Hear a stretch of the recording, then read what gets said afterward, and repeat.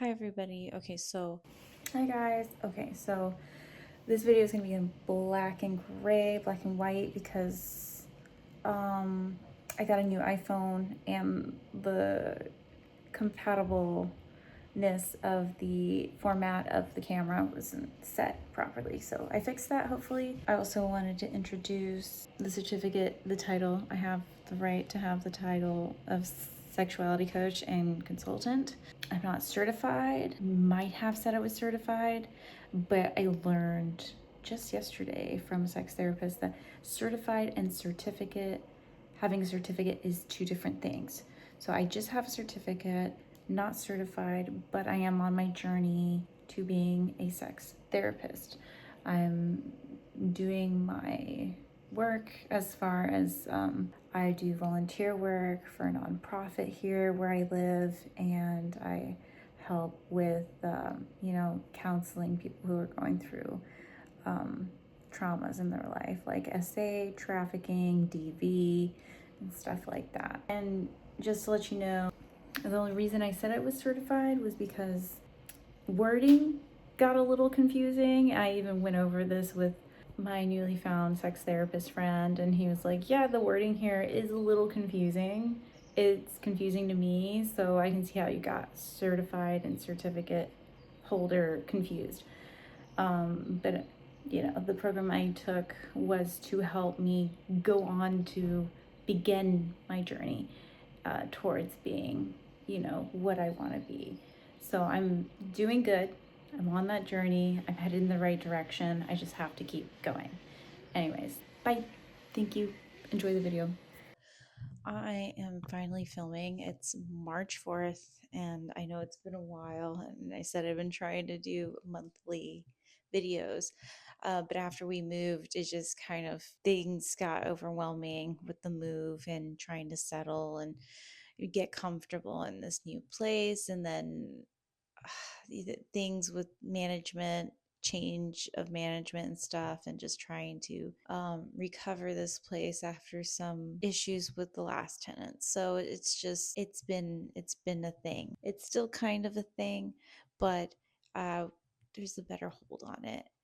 And I'm going to start doing these again, and I'm going to do it each month. I actually have another script ready for next month, so I'll be able to film that a little bit more efficiently. And I think I know what I would like to talk about in the following video after that. Anyways, but this video, it's not going to be about anime. It's going to be about this kind of like campy 80s themed exorcism comedy horror. We're going to talk about that because it has a very interesting connection with like SA.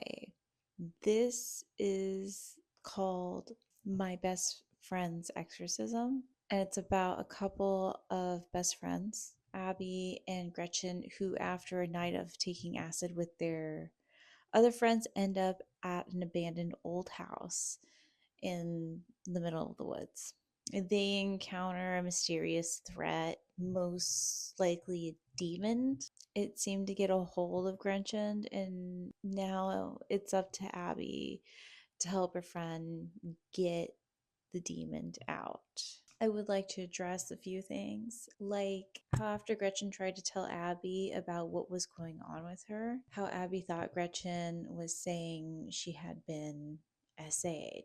After Gretchen doesn't show up to school after having a reasonable crash out when the nun slash teacher refused to let her go to the restroom, which I find absolutely ridiculous. I hate when teachers do that. I hate when bosses do that, when they're just like, oh, yeah, no, you can't go to the restroom. Do we not drink? We not eat? Do we not have functioning movements in our body that serve a purpose? Okay, anyways. And instead of going to the restroom anyways, she takes the trash can in the middle of class in front of everybody and proceeds to, I think, pee. She peed in the trash can in front of the whole class.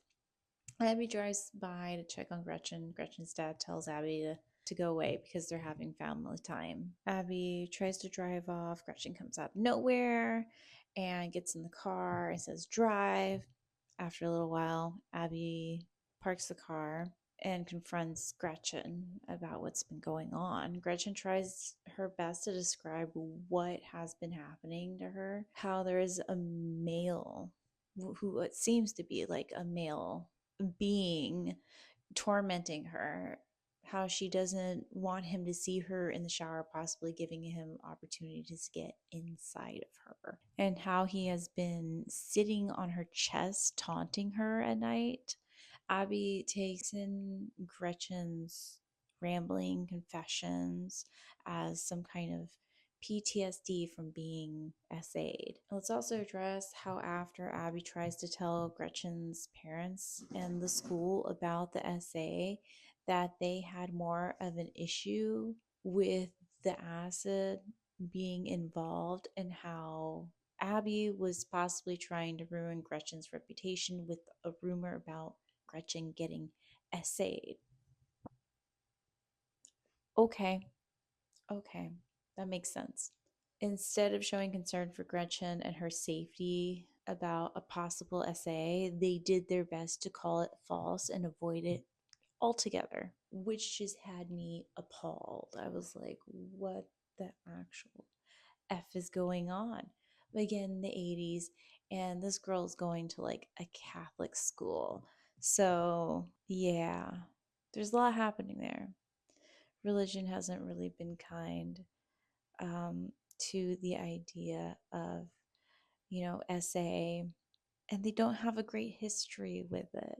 It's very messy. So I came to the conclusion that that is what this movie was all about in the first place. A huge metaphor about surviving and dealing with being essayed, about another being violating an unwilling individual, how that violation takes a hold on the victim and changes them, causing harm to the victim themselves way after the incident had occurred.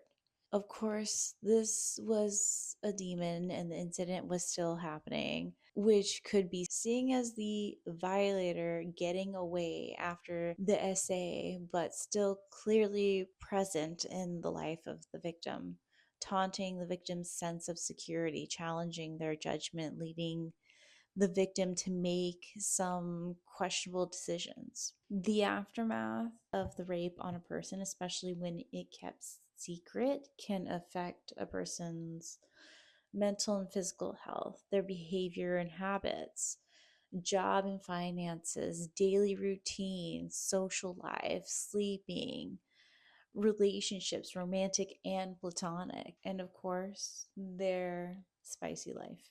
Although Gretchen was a teen in school with no job, and her violation of the demon did not affect her financial situation, it did affect every other aspect of her life. She did become more moody and irritable. She acted out in ways that did not align with her character, by manipulating her friends into harmful and embarrassing situations. She became overtly flirty with her friend's boyfriend after the demon finally fully entered her. This could be seen as a mental break after being tortured by cycles of depression and PTSD, especially when the victim keeps the SA to themselves, coming to the conclusion that they deserve to be a victim of the SA in the first place because it was their fault. Sending the victim into a path of over sexualization to feed a need to be desired after the trauma, to possibly